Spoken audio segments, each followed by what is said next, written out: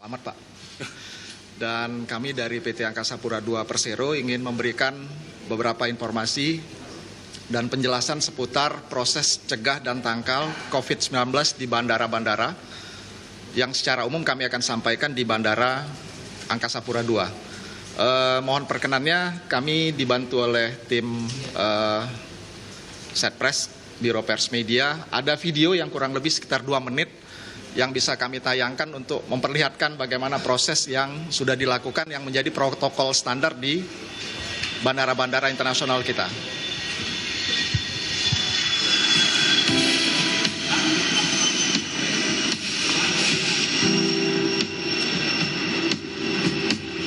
Namanya diwajibkan kru pesawat membagikan yang namanya health alert card, kartu kewaspadaan.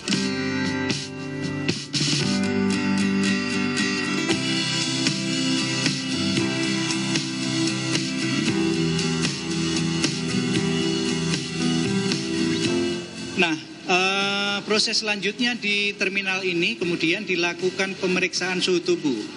Pemeriksaan terhadap suhu tubuh dilakukan dalam 2 tahap. Yang pertama, kami menggunakan yang namanya thermal scan. Thermal scan kalau di Terminal 3 ini kami pakai 2, yang satu terpasang secara statis, di sana ada 4 kamera. Kemudian yang mobile, ini yang bisa dipindah-pindah sesuai dengan kebutuhan. Ini yang kita lakukan untuk pemeriksaan secara massal.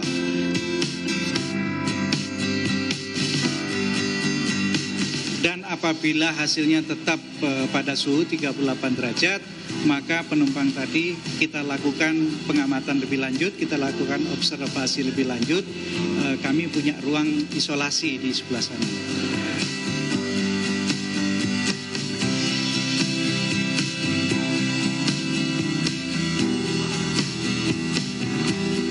Saya rasa memang penting karena di negara-negara lain pun ada tindakan serupa, sehingga harusnya ini sudah memenuhi international standard untuk memastikan bahwa pencegahan masuknya virus ke Indonesia bisa diminimalisasi. Sangat senang banget karena lebih semarak dari di Singapura kan. Jadi senang banget, terus ngerasa safe soalnya di sana sebelum masuk hotel keluar pokoknya tiap masuk airport juga kayak itu senang sih, malah lebih semarak di sini.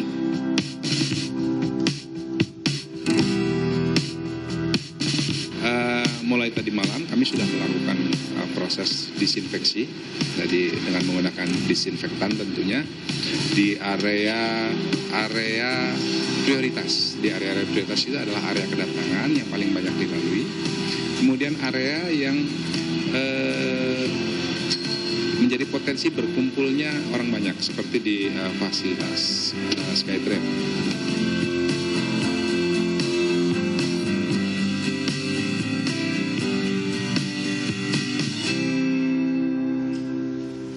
Baik, terima kasih. Dari tayangan video 2 menit barusan yang tadi kita lihat bersama, ada 3 hal yang sebenarnya secara umum menjadi sebuah protokol standar terhadap penanganan COVID-19 di bandara-bandara di Indonesia. Yang pertama adalah prosedur ini dimulai dengan melakukan peran dari Kementerian Kesehatan melalui Kantor Kesehatan Pelabuhan. Dan itu sudah dilakukan di semua bandara internasional yang ada di Indonesia. Yang kedua, prosedur ini dilalui juga dengan melibatkan peran serta dari maskapai yang melakukan penerbangan dari dan ke luar negeri. Dan untuk ini ada 2 mekanisme yang dilakukan. Yang pertama adalah maskapai bekerja sama dengan Kementerian Kesehatan dan otoritas bandara menerbitkan kartu kewaspadaan yang disebut dengan health alert card. Dan kartu ini bisa dilakukan dengan 2 cara, diisi di atas atau juga dilengkapi atau diisi juga di terminal kedatangan. Dan kemudian menjadi kartu pemeriksaan pada saat para penumpang akan keluar gedung terminal internasional. Dan hal yang sama yang dilakukan juga oleh maskapai adalah melakukan koordinasi dengan pihak di titik originasi atau keberangkatan, yaitu bekerja sama dengan otoritas kesehatan setempat untuk menerbitkan health certificate bagi para penumpang yang akan terbang ke Indonesia, khususnya dari beberapa negara yang sudah tadi disampaikan. Nah, yang terakhir dari tayangan video tadi sebenarnya menunjukkan sebuah prosedur yang melibatkan peran serta dari banyak stakeholder, otoritas bandara, Kementerian Perhubungan, Kementerian Kesehatan melalui Kantor Kesehatan Pelabuhan, dan juga pihak-pihak lain termasuk kantor imigrasi dan pihak lain yang juga terlibat di dalam proses kedatangan para penumpang di terminal kedatangan internasional. Demikian. Mungkin ada pertanyaan dari teman-teman sekalian. Silakan. Mungkin masih ada pertanyaan terkait dengan tata cara prosedur yang kita laksanakan di bandara. Dipersilakan.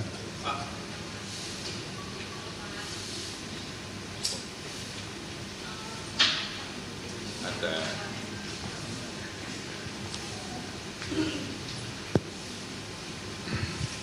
Ya, selamat siang, saya Ismi dari Nikkei Asian Review.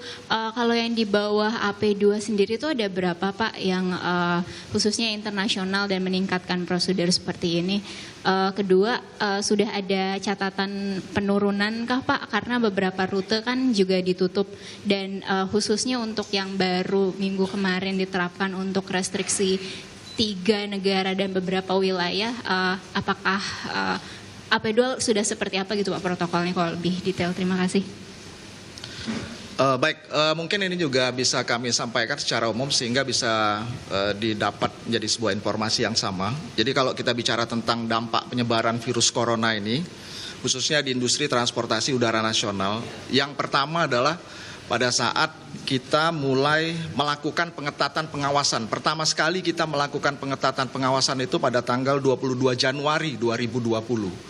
Mungkin teman-teman media ingat pada saat mulai Wuhan atau kota Wuhan itu di lockdown, sehingga penerbangan sudah mulai dibatasi.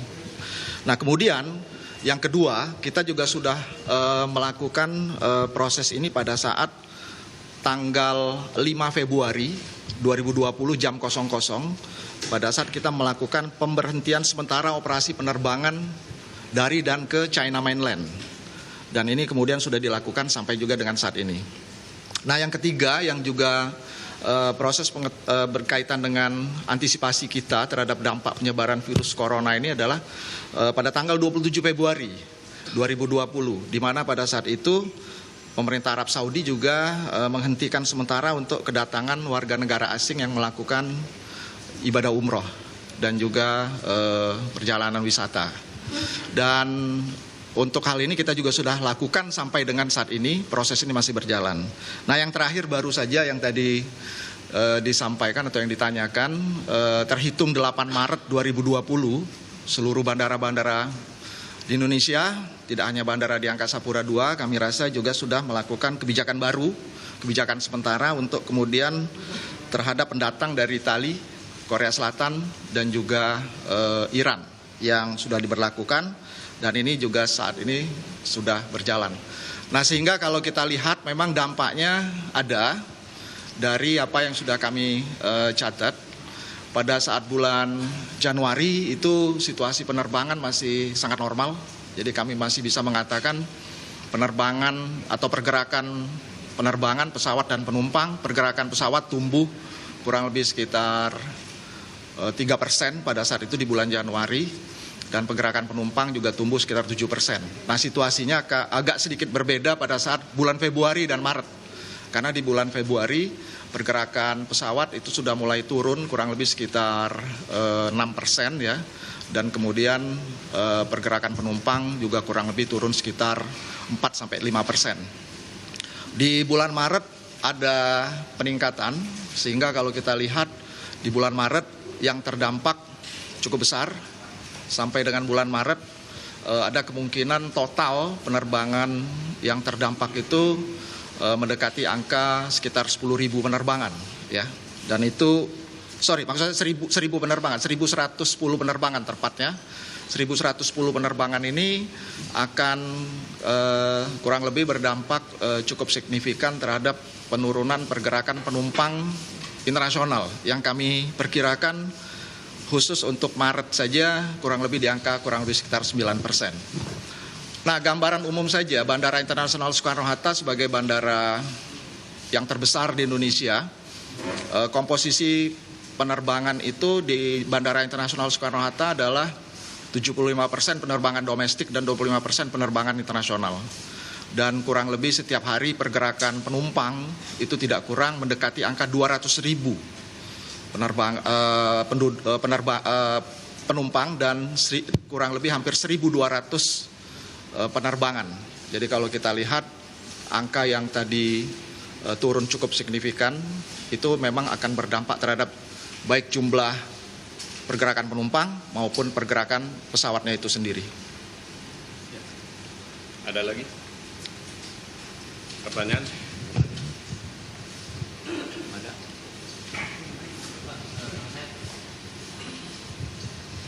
Nama saya Bayu dari Harian Jawa Pos. Memperjelas saja Pak untuk ini kan ada dua tahapan untuk pemeriksaan suhu tubuh Pak. Kalau di awal-awal dulu yang kami dengar beritanya itu yang utama adalah yang thermal scanner yang menggunakan kamera itu. Lalu apabila ada yang dicurigai maka dilanjutkan dengan thermal gun. Nah kalau sekarang kondisinya apakah jadi semuanya dipukul rata atau masih tetap sama seperti sebelumnya begitu Pak? Bertegas saja. Betul sekali. Jadi thermal scanner kita ada 2 tadi seperti yang disampaikan. Kita dibantu oleh teman-teman dari Kementerian Kesehatan, Kantor Kesehatan Pelabuhan itu memiliki 2 kategori thermal scanner. Satu thermal scanner masif yang tadi terpasang secara statis dan yang kedua adalah thermal scanner mobile yang terpasang bisa dengan pergerakan sesuai kebutuhan. Yang dilakukan secara standar itu adalah para penumpang melewati thermal scanner masif yang tadi terpasang 4 kamera di kedatangan internasional dan bekerja secara efektif melalui mekanisme pengawasan. Tetapi saat ini kita juga menambah fasilitas thermal scanner mobile khusus untuk jalur yang kita sediakan yang boleh kita sebut dengan jalur khusus dari 4 negara yang memang perlu pengawasan secara ketat, yaitu China, Italia, Iran, dan Korea Selatan. Dan dibantu oleh teman-teman Kementerian Kesehatan dan melalui Kantor Kesehatan Pelabuhan, kami memang memasang jalur khusus itu juga dengan mengaktifkan fasilitas dari thermal scanner mobile. Jadi memang ada proses yang boleh dibilang sedikit berlapis untuk lebih mendeteksi karena jalurnya kita memang bedakan. Jadi jalur khusus dan biasanya di jalur 1 itu kita sebut dan kemudian di jalur yang memang tidak dengan atensi jalur khusus tadi yang di luar 4 negara tadi. Demikian. Masih ada lagi? Selamat siang Pak, nama saya Dani Purba dari Deutsche Welle, DW Indonesia.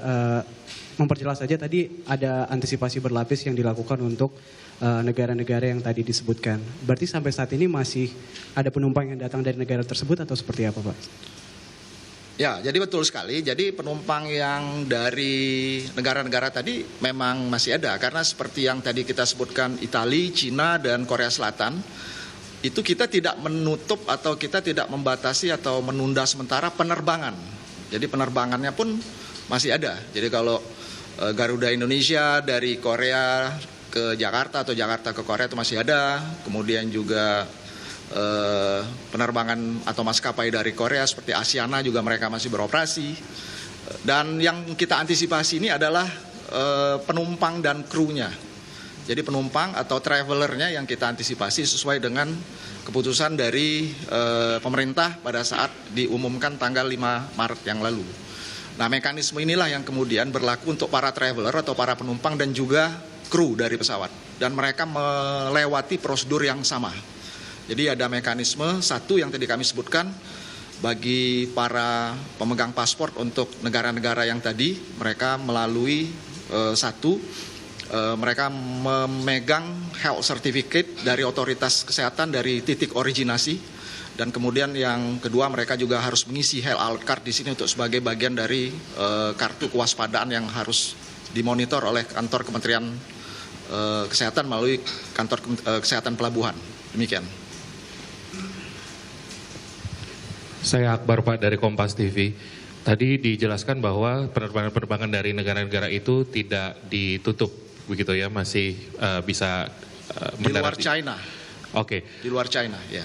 Kemudian penumpang-penumpang yang masuk nantinya akan diperiksa suhu tubuhnya. Namun Pak Yuri juga sempat mengatakan bahwa pasien yang terkena ini kemungkinan tidak akan menunjukkan gejala. Bagaimana jika kalau diperiksa dengan termometer yang disediakan oleh bandara dan tidak terdeteksi, langkah-langkahnya seperti apa, Pak? Kan untuk aspek kesehatan. Ya. Iya, kemarin kan sudah kita sampaikan bahwa penapisan dengan menggunakan metode yang terpasang di bandara dengan mengandalkan thermal scan atau thermal gun itu tidak akan bisa menangkap orang yang terinfeksi tetapi sedang pada episode inkubasi. Karena di episode inkubasi artinya belum ada gejala, jadi belum panas. Karena gejala panas ini hampir mendominasi ya, hampir 80% penderita COVID ini panas gitu ya. Nah, kalau ini belum muncul berarti tidak akan terbaca oleh thermal scan atau thermal gun lah gitu ya, tidak akan benar. Kemudian yang kedua, beberapa kecenderungan yang terakhir kita tangkap adalah bahwa banyak sekali kasus positif tetapi gejalanya minimal. Minimal dalam artian seperti influenza-like illness gitu ya, seperti orang kena influenza. Dan ini seringkali kemudian kalau seseorang merasa seperti kena influenza, dia akan bisa mudah sekali mengakses obat kan yang ada di pasar bebas, obat anti-influenza. Yang pada umumnya obat-obat itu pasti mengandung zat untuk menurunkan panas. Sehingga panasnya juga akan menjadi turun, artinya juga tidak kedetek. Nah, beberapa kasus malah dilaporkan tanpa gejala, positif tanpa gejala, pasti tidak akan mungkin ditangkap oleh thermal scan.